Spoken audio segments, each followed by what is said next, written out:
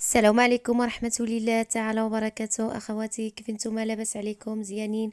نتمنىكم تكونوا بخير وعلى خير وبصحة جيدة. مرحبا بكم معايا فيديو جديد ووصفة جديدة. الوصفة اللي غنشارك معكم اليوم غنشارك معكم كيك رائع، كيك اللي كيتباع في المحلات، كيجي هشيش اخواتي، مكونات ديالو بسيطين، كيجي ناجح من الاول تجربة. نتمنى ينال الاعجاب ديالكم، وإلا عجبكم ما تنسونيش واحد لايك، واللي اول مره كيشوف القناه ديالي ما ينساش الاشتراك فيها فضلا منكم وليس امرا. ونبدا على بركه الله اخواتي في الطريقه والمقادير. بسم الله. في نفس الوقت اخواتي غنذكر معكم المقادير وغنستعمل معكم الطريقه. عندي تما 3 البيضات، عندي بديك الطبيصه جوج المعالق د الكوكو، واحد القبيصه د الملح، كاس السكر بقياس كاس العنبه، وكاس الزيت قال ربع، يعني كاس الزيت ناقص شي حاجه. وعندي هنايا الطحين نعبرو معكم بالكاس. عندي واحد ساشي د الفاني وجوج الخمارات الحلوى من فئه 8 غرام. وعندي كاس الحليب. كما قلت لكم اخواتي، انا الكاس دابا الحليب ما ذكرتوش معكم دابا مع المكونات. كان عندي بارد في النبيره غندف فيه شويه. نتوما الا كان عندكم في الحراره المطبخ استعملوها هيدا. كان المهم كان عندي بارد باش ندف فيه شويه في الكاسرونه. المهم عندي كاس الحليب بقياس كاس العنبه. دابا نعمل ديك 3 البيضات. من الاحسن اخواتي نهرسوهم هيدا فشي طبيصل ولا شي طويصه، ما نعملوهمش ديريكت في الخلاط باش ما نعرف دوزنا شي قشر هاد البيضات كما شفتوا معايا. المهم نبقى بهاد الطريقه حتى كنهرس ديك 3 البيضات. عندي البيضات متوسطين، ولا كان عندكم نتوما البيضات كبارين تستعملوا غير جوج البيضات، ولا كان عندكم البيض يعني صغير كما شفتوا معايا انا عملوا 3. المهم كنزيد واحد القبيصه د الملح، ضروري اخواتي نعملوا ديك القبيصه د الملح. خلينا ديك البيضات ديالنا كنطربوه مزيان كيطلع كيتضاعف الحجم ديالهم وكيطلعوا لنا مزيان في الخلاط كما كتشوفوا معايا. عملت ديك 3 البيضات، زدت عليهم قبيصه د الملح، ديك كاس د السكر بقياس كاس العنبه. وغنطرب مزيان اخواتي هاد المكونات. دابا نطربوهم مزيان واحد 5 دقائق باش كتجينا الكيك ديالنا ناجح، وكيجينا يعني الكيك ديالنا مهوي كما شفتوا معايا. انا وريتكم القياس كاس د الحليب بقياس كاس العنبه، والزيت غنخليه من بعد كما شفتوا معايا. دابا كنطرب على البيضات والسكر وديك القبصه د الملح معاهم، كنطربوا مزيان باش ينجحكم اخواتي الكيكه. خاصكم هاد المرحله هذه ضروري منها تطربوا مزيان البيضات مع السكر والطراب، اللي حتى اللي ما عندوش هذا الخلاط يطرب معي مزيان بيدو كما شفتوا معي اخواتي. كنطرب وكنوقف. ملي غنطربوا مزيان واحد 5 دقائق ساعه غنزيد الزيت، كنقسمو على 2 دفعات. دابا انا غنزيد معكم الزيت كما شفتوا معايا اخواتي. المهم الطريقه سهله ومبسطه كما شفتوا معايا اخواتي. يعني كنبقاو نطربوا مزيان في ديك البيضات حتى كيستجبوا مزيان. وديك الساعه كنزيد عليهم الزيت دفعات، يعني الزيت كنقسمو على 2. انا ما بغيتش نطول معكم اخواتي الفيديو صافي. ودابا غنزيد معكم ديك 2 المعالق ديال الكوكو. هذا الكوكو كيعطيه واحد المذاق رائع اخواتي، واحد المذاق مزيون.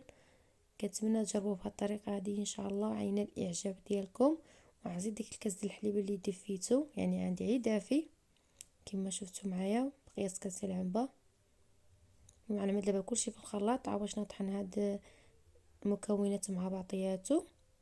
صداع ونتلاقى معكم ديك الساعه غنزيدو نضيفو عيد الطحين صافي اخواتي والخميره كما شفتوا معايا.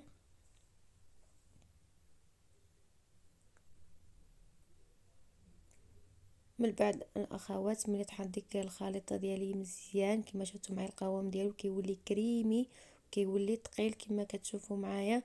باش تعرفوا يعني الكيك ديالكم ناجح خاصو يكون بهذه الطريقه هذه، خاصو يكون يعني مرغوي باش كينجح الكيكه ديالنا، باش كتجي منفوخه وكتجي هشيشه وكتجينا طالعه، يعني كتجي القوام ديال الكيك رائع. كنتمنى تجربوا بهذه الطريقه هذه. وإلا عجبكم وصلتوا معايا حتى لهاد المرحله هذه ما تنسونيش واحد لايك للفيديو اخواتي، فقط للتشجيع باش يطلع الفيديو. كنتمنى ينال الاعجاب ديالكم. واللي اول مره كيشوف القناه ديالي وعجبو المحتوى القناه ما ينساش الاشتراك فيها ويفعل الجرس الاحمر باش يوصل كل جديد. وشكرا لكم بزاف على المشاهده ديالكم على الدعم ديالكم. وكنشكر الناس بزاف اللي كيدخلوا عندي خصوصا الاخوات من مصر. كنقول لهم شكرا لكم بزاف على التفاعل ديالكم معايا. كنشكركم بزاف من قلبي. كنبقى ماشيه بهذه الطريقه اخواتي. عملت معكم كاس الطحين بقياس كاس العنبه كما شفتوا معايا. المهم انا غنعمل الدقيق غنعملو معكم غنعبرو معكم بالكاس باش يعني المبتدئين باش الكيك يجي لكم ناجح، باش ماشي تخليوه خفيف دخلوها الفرن غيطلع لكم غيهبط. ولا عملتو الكيكه ثقيله يعني غيجيكم مدقص. يعني انا عملت الكاس الاولي بقياس كاس العنبه، غنزيد معكم الكاس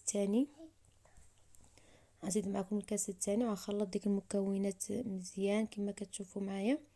ديك الساعه باش نشوفوا القوام ديال الكيك واش باقي خاصو الطحين ولا لا. المهم في الاخر غنقول لكم شحال دخل لي بالضبط الطحين، باش هو خصوصا الكيك ما خاصوش يجي خفيف وما خاصوش يجي ثقيل. ولا جا ثقيل كيجي مدقص، ولا جا خفيف كيطلع في الفرن في ديك الساعه داك عاو كيهبط.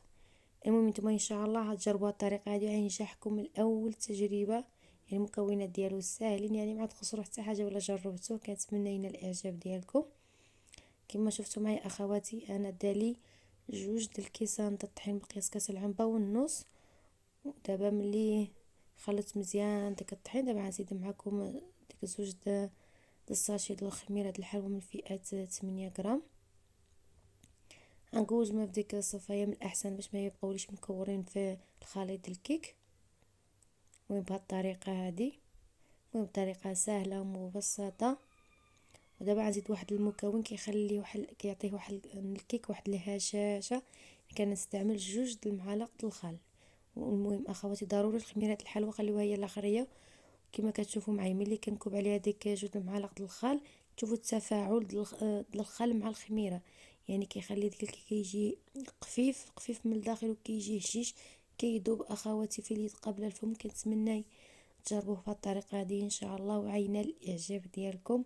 وإلا عجبكم ما تنساونيش واحد التعليق كما كتشوفوا معايا. بواحد الطريقه كيجي زوين بزاف. يعني دابا ملي غنخلط مزيان ديك الخليط ديال الكيك غندخل فيه ديك الخميره مع ديك 2 المعالق د الخل. واستعملوا اي خل عندكم متوفر في المنزل ديالكم الاخوات. كنبقى ماشيه بهذه الطريقه هذه. شوفوا القوام ديال الكيك اخواتي، يعني ملي كيبدا ما كيتقطعكم شي كعرفوا القوام ديالو هو هذاك.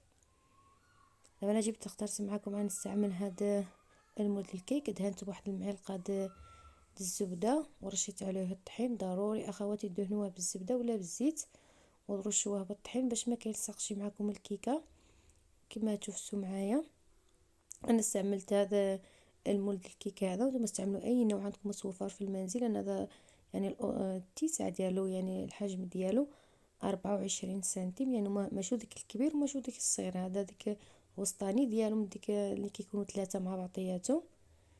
وانتم استعملوا اي حجم اللي عندكم متوفر اخواتي. وكندخل الكيكه كندخلها للفرن اخواتي انا بارد.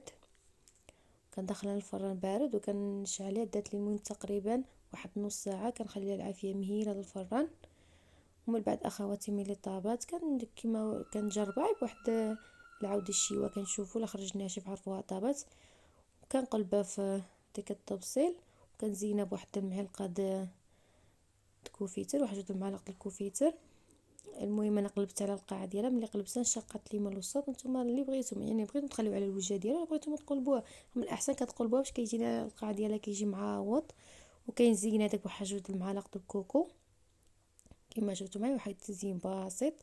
المهم هاد الكيكه هذه كتجي لذيذه خصوصا ديك 2 المعالق اللي عملنا في العجينه ديال الكيك ديال الكوكو كيعطيها واحد المذاق رائع. غنقطع معكم اخواتي باش تشوفوها من الداخل كيفاش كتجي طالعه وكتجي هشيشه وكتجي منفوشه. المهم الكيك ساهل وبسيط. كنتمنى ينال الاعجاب ديالكم اخواتي. كما كتشوفوا معايا كنقطعوا هذا على 2 او كنقطعوا على 4 باش كيجينا يعني الكيك كيجينا التقطيعه ديالو قد كما كتشوفوا معايا. ملي ساليت اخواتي الكيك بالتقطيع كما كتشوفوا معايا غنوريكم الداخل كيفاش كيجي رائع اخواتي كما كتشوفوا معايا. كيجي رائع شكلا ومذاقا. المذاق ديالو كيجي زوين بزاف وكيجي كيذوب في اليد قبل الفم. كنتمنى ينال الاعجاب ديالكم، وإلا عجبكم ما تنساونيش من واحد لايك فضلا وليس امرا. ويلا بسلامة عليكم، نتلاقاو في فيديو اخر ان شاء الله.